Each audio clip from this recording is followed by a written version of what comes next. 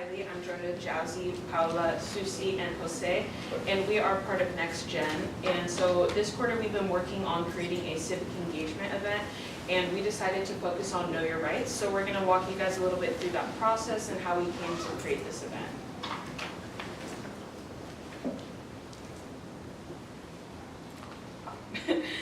So in order to figure out what kind of event we needed to figure out the needs of the community. So we focused on 4 different things: understanding, education, preparedness, and protection.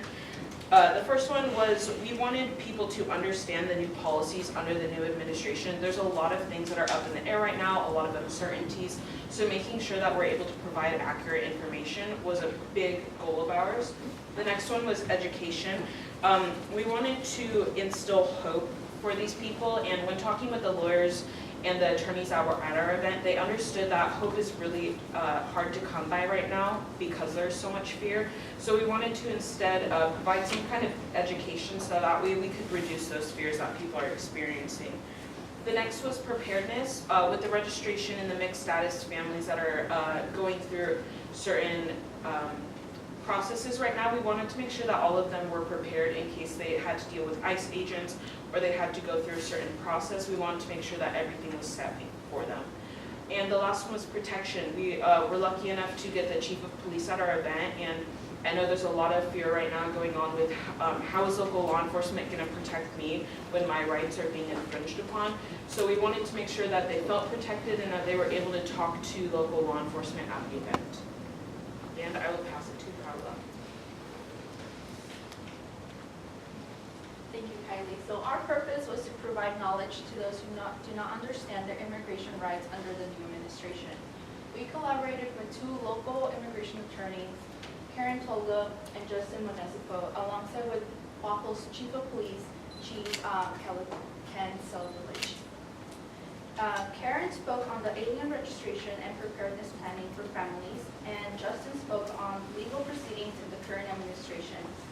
Chief Ken spoke on how local law enforcement can be a helpful tool when interacting with ICE. We provided refreshments and food to our participants, and we wanted to take it a step further and provide an interpreter for our Spanish-speaking participants. We also provided some handouts, which will go more in depth in the following slides to our participants as well. Now I'm passing it off to Jose. Yeah, thank you, Paula. So during our creation, we decided to focus on 4 things. Topic, and to choose a topic, we realized that we needed to have something in line with LLI and Next Gen. So both of these were focused very much on civic engagement. And so that's how we came up with Know Your Rights.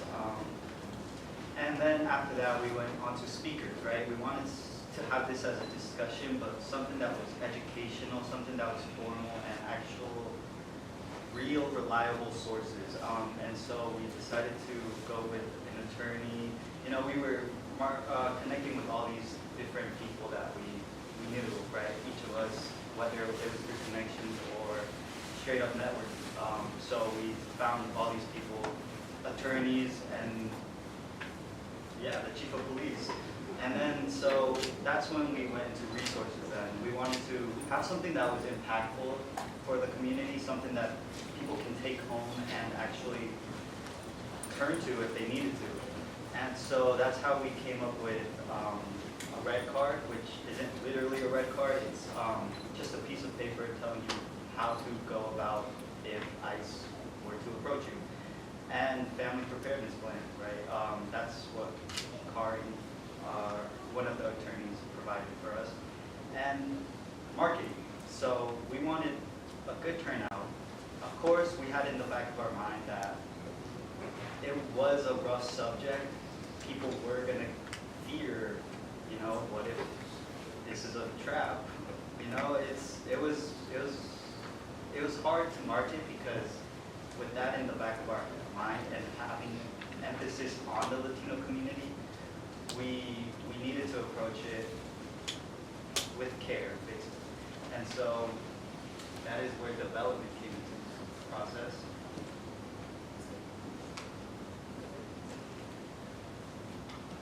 That is where development came into the process. So we wanted communication, right? We wanted communications throughout everyone who is included into our presentation, our event.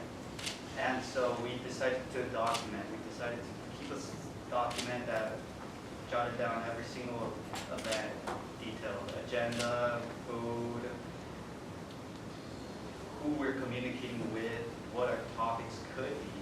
So it really just brought it all down to one narrow detail, one emphasis. And so that's when we also implemented our advertisement. We knew we wanted to spread it throughout the community. We wanted to go to Latino markets, so Everett area. There's a lot of activity over there, we knew that. So we each individually decided to spread the word however we could. And of course, through our campus, our own campus, there were people who are on visa, right? Who are international students who also have this concern, you know, like what if ICE does raid? And so we decided to market it, but of course, who cared? And then setup. So our setup really was down to us and our document. We wanted food, right? We realized that this is an event that's taking place from 6 to 8. About dinner time in the evening, people were going to be hungry if they attended. So we wanted something that was filling, but in our budget. And as well as handouts, we wanted something that was reliable and easy to access. And food, a translator.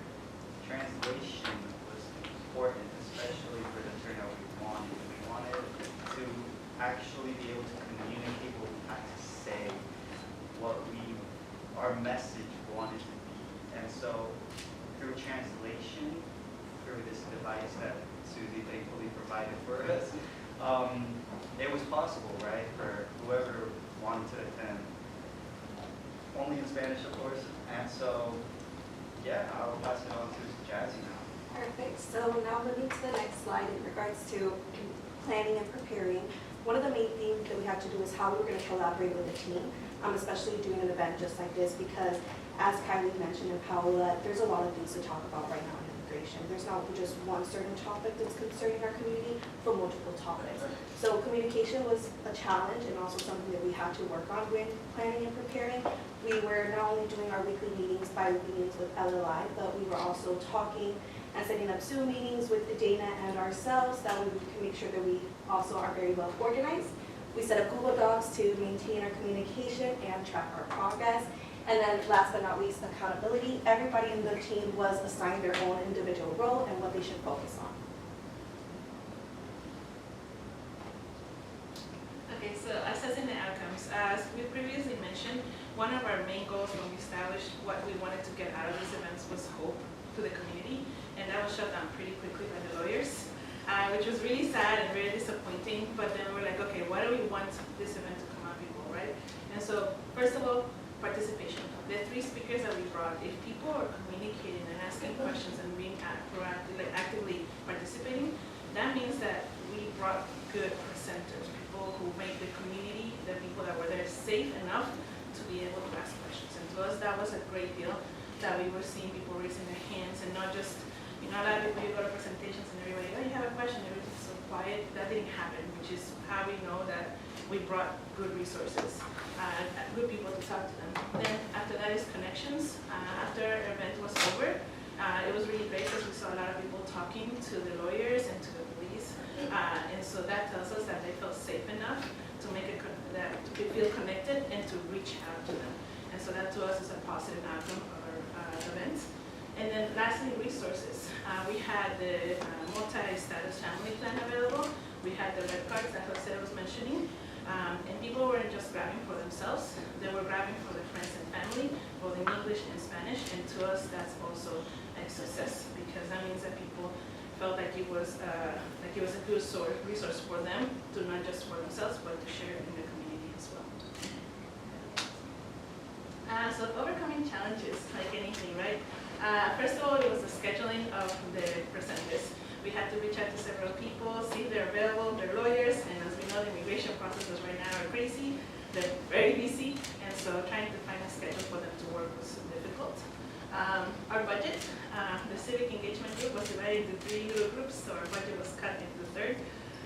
Hindsight in 2020, next time we could work with our other teams and kind of have, a shared budget. So we had esquites and we had drinks, but like Jose was saying, it was during mealtime, dinner time, so we could have had more. We wish we would have had more. And then the topics to discuss. Honestly, we went back and forth for like 2 months, just going back and forth because so many changes are happening with immigration, so many conversations, so many like laws are changing, the executive orders that he's putting on. And so it was, and we also wanted to make sure it reached more than just the Latino community. And so reducing what topics to talk about was really hard. We got help from an activist, and so that she's been working with the community for like 20 years, and she helped us reduce the topics. And we also relied on the lawyers to see what they wanted to talk about.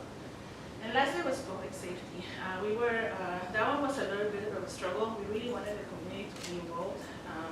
When we were advertising, we went to like Everett stores, went to the village. If you guys know what the village is in the Casino Road.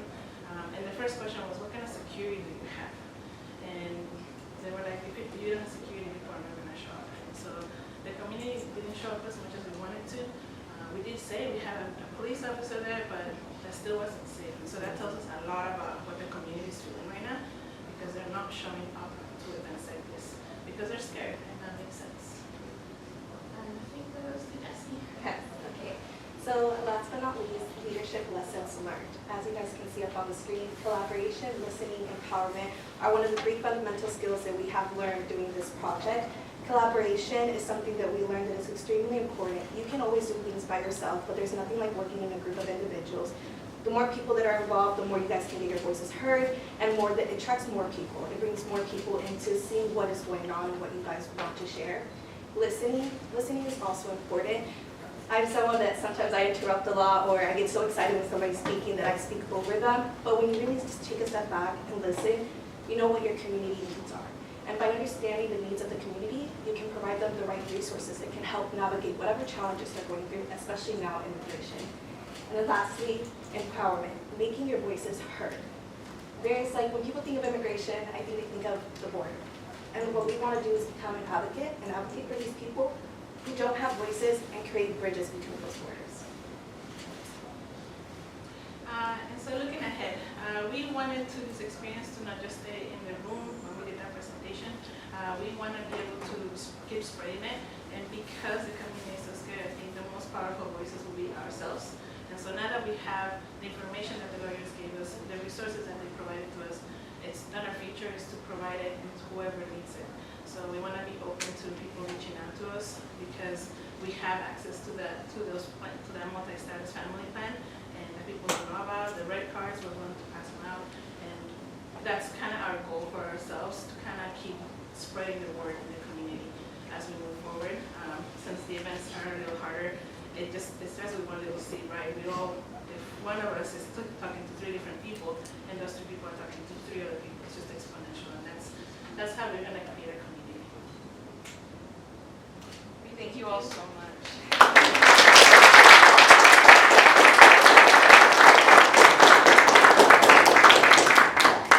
Any questions?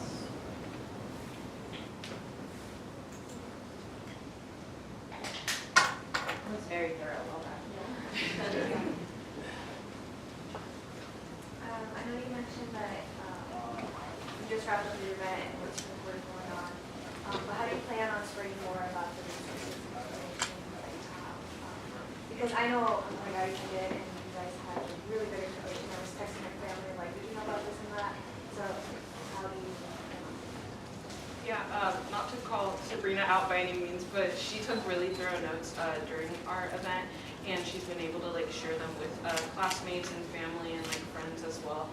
And I think that's our biggest thing. Going back to what Susie said of like, even though this event is done, that doesn't mean the work is done. There's still a lot that we can do, taking those resources. Even if we don't necessarily have all the answers for everybody, we do know people that might have more answers and expertise. So being able to create that bridge for them in the future, and hopefully, as much as this event was successful, we hope that we don't have to do as many, and that things do get better in the future.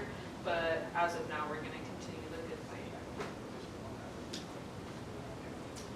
Yeah, outreach look like? Because I know you guys are two immigration attorneys, and I seen that I was at the event, I seen they specialize in different things, and then the chief of police and another officer there. So how did that work out for you? Or what were the methods in discovering them? Yeah, so just as I mentioned when we were planning and preparing, we all kind of had our own tasks and roles that we were focusing on. Me and Susie, we both took on the role to find the speakers for our event. I am blessed enough to work in a law firm, so that's how I was able to find Justin. And I was able to reach out. There's like a Latino Washington State Bar Association. So my attorneys were able to reach out to them and have them see if they were willing to participate. A lot of them were excited, but it was a Monday. It was 6 to 8, so a lot of them were in Seattle in traffic, so it just didn't work out, especially because it was like last minute. And then they were really excited, the attorneys that we did have, because they understand the need of the community right now. And they wanted to help and advocate for them. And they know that hope is not something that they have, like people have right now, but they wanted to give them answers and hopefully not have as much fear when they're stepping outside their doors. On my end, over the years, I have created a very strong network and a very strong support group.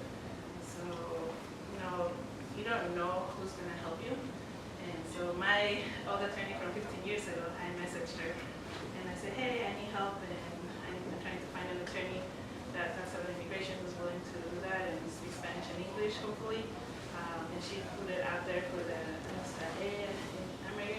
American Immigrants Association for Lawyers. And within 2 days, she got back to me with someone. I really strongly say, do not erase anybody's phone numbers. I think I've been very lucky to have a very strong community around me and a very strong support group. And this is your community right now. So make sure you connect because you never know who has the resource for you. And then for the police officer, Dana helped us. It's actually funny because the North Shore group, they went to outreach to the families at the Latino Family Night for North Shore School District at Bothell, and the chief of police was there, and then Nivea was also there, and then that's how we connected. So service on service. Create a network. I have a question. Yes. Well, first of all, I think your guys' topic was very interesting and also very needed for our community and our cohort group. I think a lot of our cohort group went straight to like outreach, but I think your guys' project was also very important because it highlights what our group is initially for, and it's for the Latino community. What is your guys' challenges as first generation students who were born in America, bringing up those conversations to students or community members who are not adopted? What are ways to approach that information and show some kind of sympathy, but also resources to help them out, knowing that you already have those resources? I think for me personally, just because I do already have a lot of interactions with our immigration clients, I think these are people that are coming to seek refuge, that come from their country because they were victims of gang violence, because the government and or police officials that are paid under the government are persecuting them based on race, religion, nationality, political opinion, and or being a member in a particular social group. And I see what these clients look for. You can't tell them, I relate to you, because you didn't go through what they went through. They just want somebody that's there to understand the position that they're in and help them, advocate them, because they don't know the justice system. They don't speak English, which is a legalized language in our justice court system. And they look for an attorney without having the money, without speaking the language, to have somebody to be their voice.